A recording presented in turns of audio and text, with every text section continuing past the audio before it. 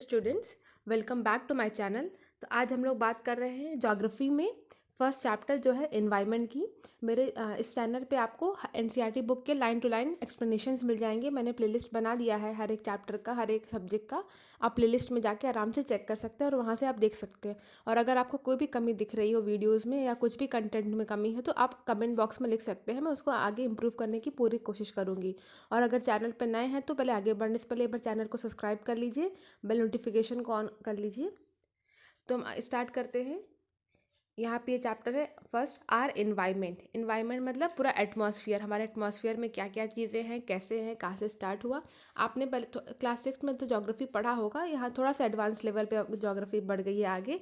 जैसे जैसे आप आगे क्लास में जाएंगे तो ज्योग्राफी एडवांस लेवल पे बढ़ती रहेगी। पहले हम स्टार्ट करते हैं।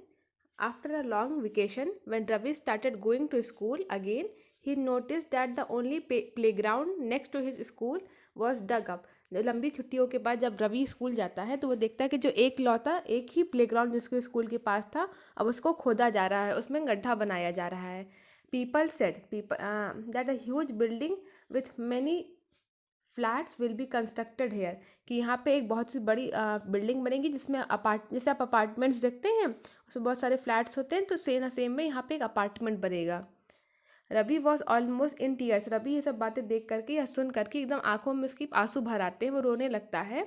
When he realise that a big playground with a soft grass, marigolds, butterflies is gone forever. जब उसको रियलाइज़ होता है कि जो एकलौता यहाँ पे प्लेग्राउंड है जहाँ पे अच्छे अच्छे गेंदे के फूल लगे हुए थे, बटरफ्लाइज थी और अच्छे सॉफ्ट ग्रासेस थे, वो अब यहाँ से सब कुछ जाने वाला है।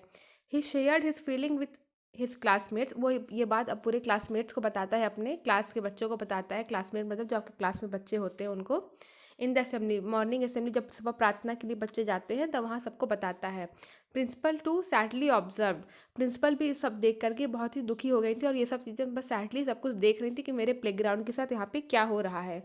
See how our environment is changing. तो वो क्या कहती हैं, देखो अपना एनवायरनमेंट कैसे धीरे धीरे सब कुछ चेंज हो रहा है यहाँ पर।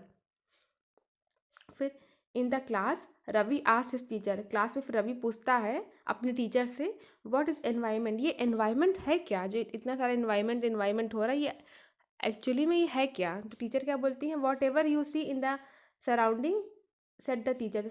टीचर बोलती है जो भी तुम अपने पूरे सराउंडिंग में अपने आसपास सब कुछ देख रहे हो वो सब कुछ एनवायरनमेंट है। रवि थॉट, सोचता और बोलता है, अलाउड मतलब बोलता है, that means the school building, tables, chair in the class room, even the at open field, the road, the garbage, my friends, all are of environment. तो बोलता है क्या ये टेबल जो चेयर है, हमारे बगल में गार्बेज है, रोड है, जो मेरे सब दोस्त हैं, ये लोग सब लोग एनवायरमेंट है। तो आगे क्या बोलते हैं, yes said the teacher. Teacher कहती है हाँ बिल्कुल ये सब कुछ एनवायरमेंट है।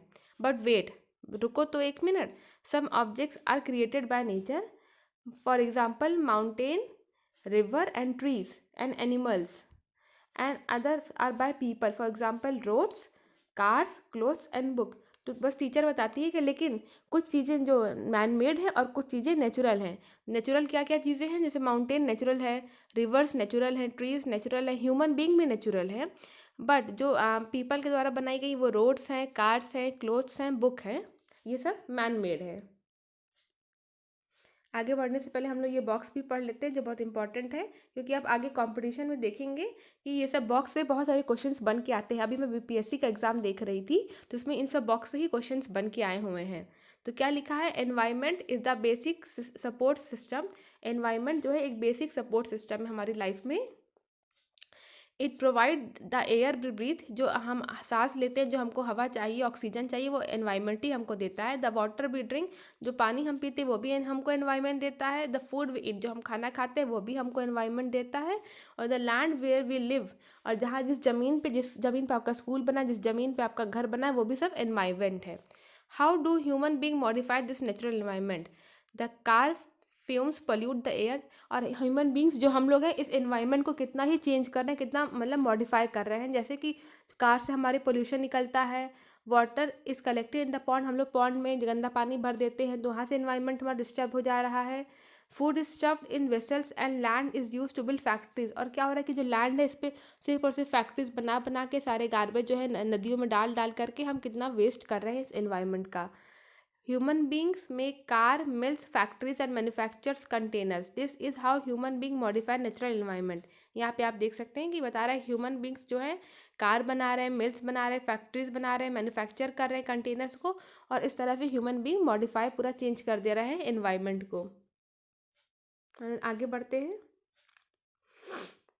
यहाँ पे आप देखिए Ravi, Paramjeet, Jessie, Mustafa and Asha were all excited about making a list. ये लोग बहुत एक्साइटेड थे कि लोग एक लिस्ट बनाएंगे।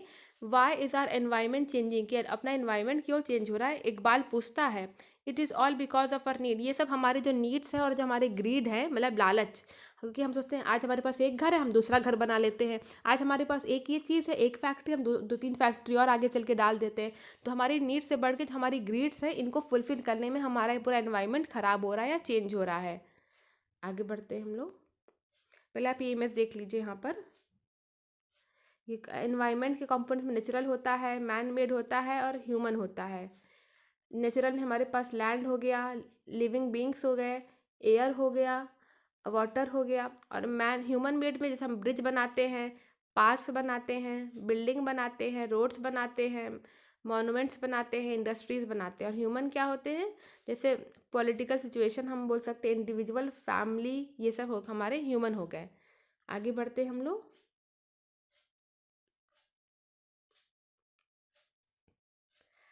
Increasing day by day, we are therefore modifying at times even destroying our natural environment, teachers replied। Teacher क्या बोलती हैं कि जब इकबाल ने पूछा था ना कि how are we changing our environment, तो उसमें बोलती हैं कि हमारे जो नीड्स और ग्रीड्स हैं वो डे बाय डे बढ़ रहे हैं और धीरे धीरे हम लोग मॉडिफाई कर रहे हैं और डिस्ट्रॉय कर रहे हैं अपने नेचुरल सराउंडिंग्स को। जैसे पार्क है, वहाँ पे हम लोग गड्ढा बना बना करके अपार्टमेंट्स बन रहे हैं, जहाँ पेड़ लगे हुए उनको काट काट करके फैक्ट्रीज बनाई जा रही हैं, रोड्स बनाए जा रहे हैं, या जंगलों को जला करके वहाँ पे इंडस्ट्रीज डाली जा रही हैं। इन सब चीज़ों से हम अपने जो सराउंडिंग है या नेचुरल एनवायरनमेंट है उसको चेंज कर रहे हैं, मॉडिफाई कर रहे हैं। ये टीचर बच्चे को बताती हैं, एक बाल को बेसिक। आगे बढ़ते हम लोग। From the above conversation you understand the place, people, thing and nature that surrounds is called environment। यहाँ पे environment की definition दी हुई है। From the above conversation you understand that place, people, thing and nature that surrounds any living organism is called environment। It is a combination of natural and human made phenomena, while natural environment refers to both biotic and abiotic condition existing on earth। तो basically क्या होता है कि natural और human made environments होते हैं, और natural में हम बात करते हैं बायोटिक और एबायोटिक। तो बायो यहाँ बॉक्स में आप देख लीजिए बायोटिक क्या होता है। Sorry, the world of living organism like plants and animals are called. जो लिविंग ऑर्गेनिजम्स की अगर बात करेंगे तो बायोटिक कंपोनेंट्स में आते हैं, जैसे प्लांट्स हो गया लिविंग होते हैं, एनिमल्स लिविंग होता है। और एबायोटिक में बात करेंगे तो वर्ल्ड ऑफ नॉन लिविंग, जैसे नॉन लिविंग में लैंड हो गया, ये सब क्या हो गए, एबायोटिक हो गए। आगे बढ़ते हम लोग।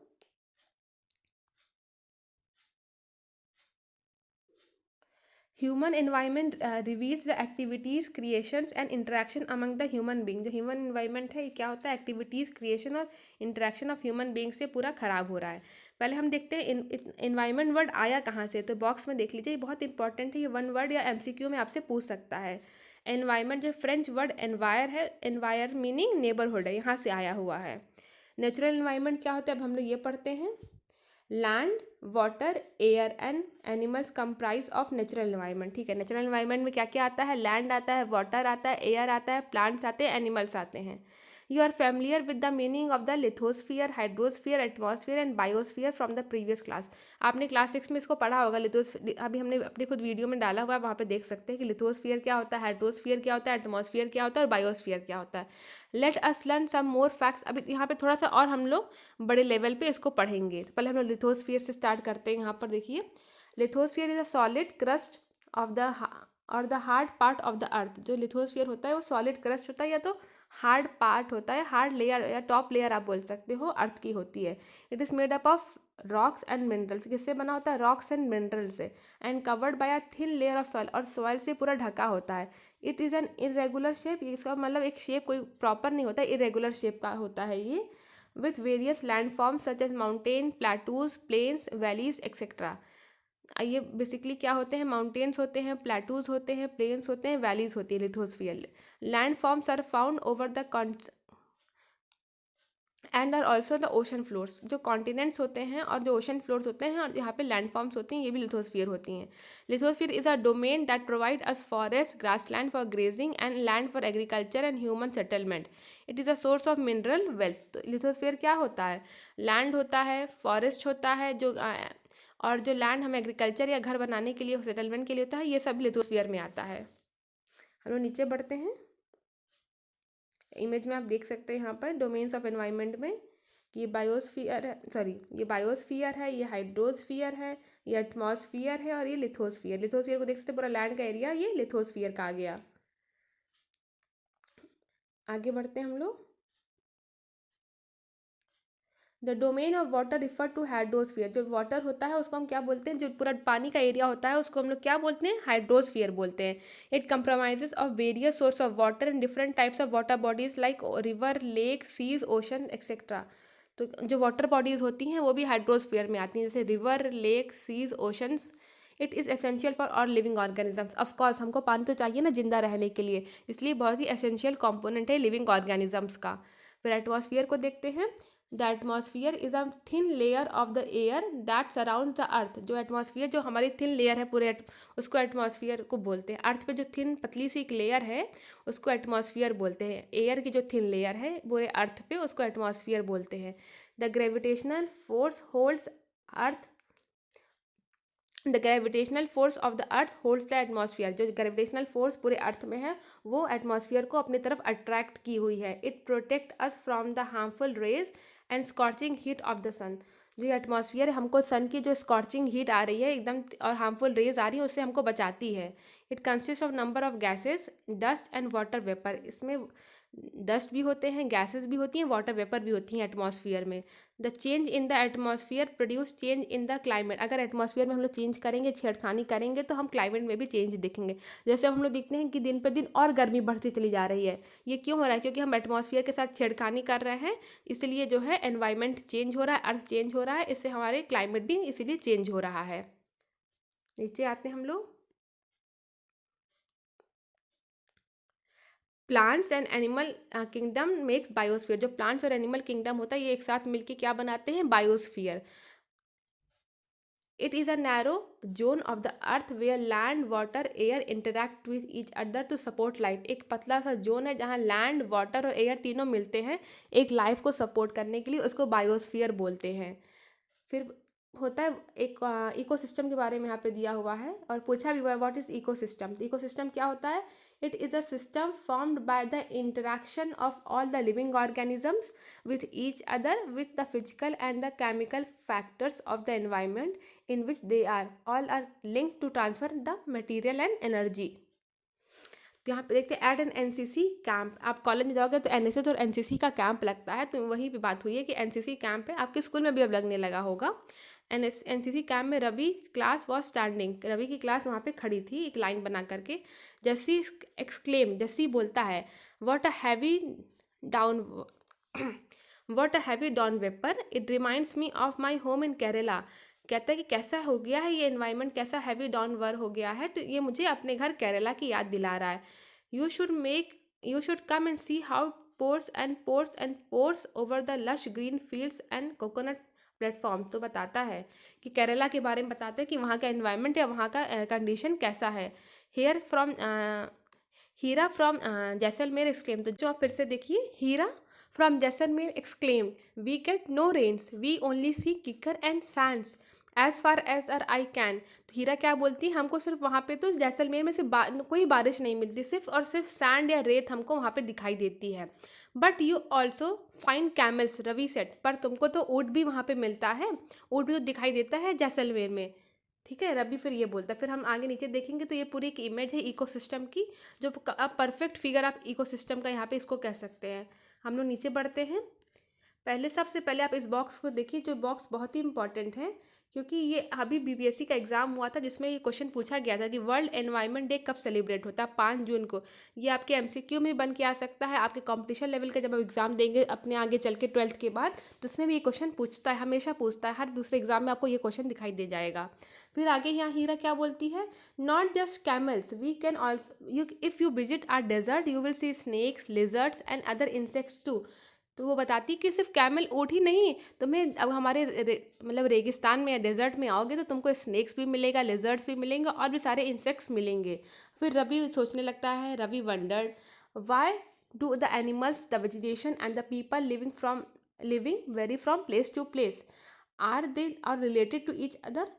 यहाँ पे आप देखिए, तो जैसे अभी मैं ये वीडियो यूपी से शूट कर रही हूँ, मैं यूपी में लखनऊ में हूँ, आप इसको साउथ में कहीं बैठ के देख रहे होंगे, दिल्ली मुंबई में हो देख रहे होंगे, तो of course the way you live and the way I am living is completely different. और हमारा वेजिटेशन बिल्कुल अलग होगा, हमारा वे ऑफ लिविंग, हमारा स्टैंडर्ड ऑफ लिविंग सब कुछ बहुत अलग होगा। तो वहीं यहाँ रवि बोल रहा है कि why do animals vegetation and the way people live vary from place to place, हमारा अलग होगा, आपका अलग होगा। तो oh yes very much the teacher exclaim, teacher कहती है यस बेटा, बहुत ज़्यादा वेरी करता है। All the plants animals and human being depend on their intermediate surrounding, जो अपने सारे प्लांट्स या एनिमल्स होते हैं, अब मेरे यहाँ कुछ अलग तरीके के पेड़ पौधे होते हैं, आपके यहाँ कुछ अलग, हमारे यहाँ यूपी में क्या बताइए, गन्ना बहुत होता है, आप जहाँ से देख रहे होंगे आपके यहाँ कुछ और, गेहूँ बहुत होता होगा, हमारे यहाँ चावल बहुत होता है, तो आपके यहाँ कॉटन किसी के यहाँ बहुत होता होगा जहाँ ब्लैक सॉइल होगा। तो सेम वे कि सब कुछ अपने सराउंडिंग पे एनिमल्स प्लांट्स और ह्यूमन बींग डिपेंड करता है। हमारी मिट्टी अलग है, आपके यहाँ मिट्टी अलग ब्लैक होगी, मेरे एलोवियल सॉइल है, इस वजह से। Often they are also interdependent on each other, हम एक दूसरे पे इंटरडिपेंडेंट भी होते हैं, कुछ आपसे हम ले रहे हैं, कुछ आप हमसे ले रहे हैं। जैसे बाटर सिस्टम के बारे में यहाँ पे दिया हुआ है, it is a trade in which goods and are exchange without the use of money. क्या पहले बाटर सिस्टम का तो यूज़ होता था जब पैसे नहीं हुआ करते थे, मुझे गेहूँ चाहिए, किसी को चावल चाहिए, तो हम लोग एक्सचेंज कर लिया करते थे, तब तो पैसे होते नहीं थे कि हम पैसे से खरीद सकें, तो हम लोग बाटर सिस्टम का यूज़ करते थे। तो मतलब एक दूसरे पे हम लोग डिपेंडेंट रहते ना, किसी को कुछ चाहिए होता था, किसी को कुछ चाहिए होता था। वही यहाँ पे लिखा है कि अभी भी लोग इंटरडिपेंडेंट है एक दूसरे पे। This often this relation between the living organism as well as the relation between the organisms and their surrounding from ecosystem, यही है एक रिलेशन बना देता है ऑर्गेनिजम्स का सराउंडिंग और इकोसिस्टम में। There could be an ecosystem of a large rain forest, grassland, deserts, mountains, rivers, lakes, oceans and even a small pond. Ecosystem किससे बनता है, ग्रासलैंड से, डेजर्ट से, माउंटेन से, रिवर से, लेक से, ओशन से और छोटे छोटे आप पॉन्ड बोल सकते हैं, तालाब से। Do you think the park in which Ravi and his friends played are form by ecosystem, क्या आपको मालूम है जो रवि और जिसमें खेल रहे अपने दोस्तों के साथ पार्क में, वो भी एक इकोसिस्टम है। आगे हम लोग पढ़ते हैं, यहाँ पे आ गया ह्यूमन एनवायरनमेंट। ठीक है, अब ह्यूमन एनवायरनमेंट के बारे में हम लोग पढ़ते हैं। Human being interact with environment and modify it according to their need, हम लोग एनवायरनमेंट के साथ अब मिलते जुलते रहते हैं और अपने हिसाब से चेंजेस लाते रहते हैं। ठीक है, हम लोग अपनी सुविधा के हिसाब से, जैसे एसी लगा लिए, अब एसी से एनवायरनमेंट को कितना इफेक्ट हो रहा है, लेकिन हम लोग ने अपनी सुविधा के हिसाब से मॉडिफाई कर लिया ना, एनवायरनमेंट में चेंज ले आए हैं। Early human adapt themself to natural, जो पहले के लोग थे वो सिर्फ अब नेचुरली एनवायरनमेंट में अडेप्ट करते, पहले तो देखे होंगे इतना एसी का यूज़ नहीं होता था, अब जितना एसी का यूज़ होने लगा है। They lead a simple life, पहले के लोग सिंपल लाइफ जीते थे एंड फुलफिल देयर, अब बस अपनी जो बेसिक नीड होती थी उन्हीं को फुलफिल करते थे, पर अब हमारी नीड के बदले हम लोग अपनी ग्रीड को फुलफिल करने लगे हैं।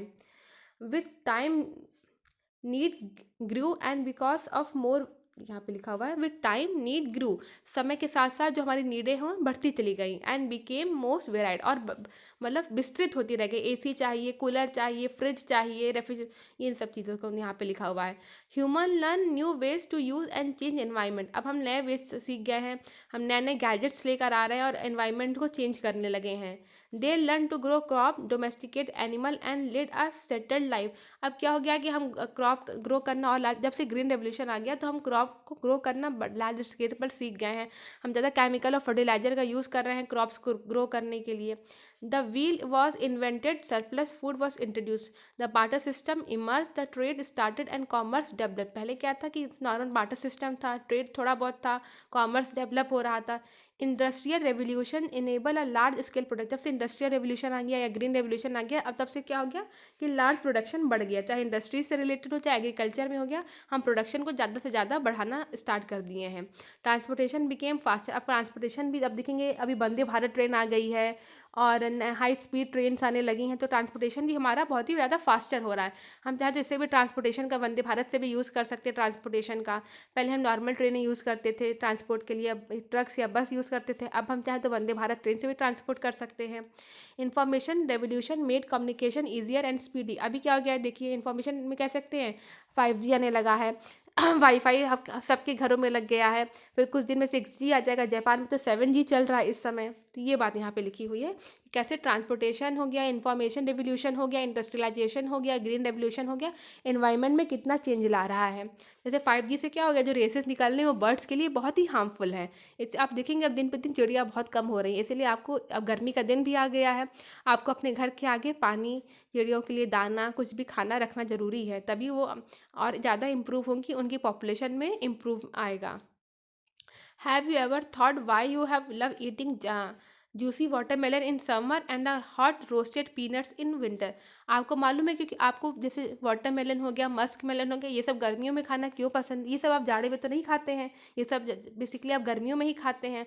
और विंटर्स में क्या खाते हैं आप लोग, पीनट बटर खाते हैं, रोस्टेड पीनट्स खाते हैं।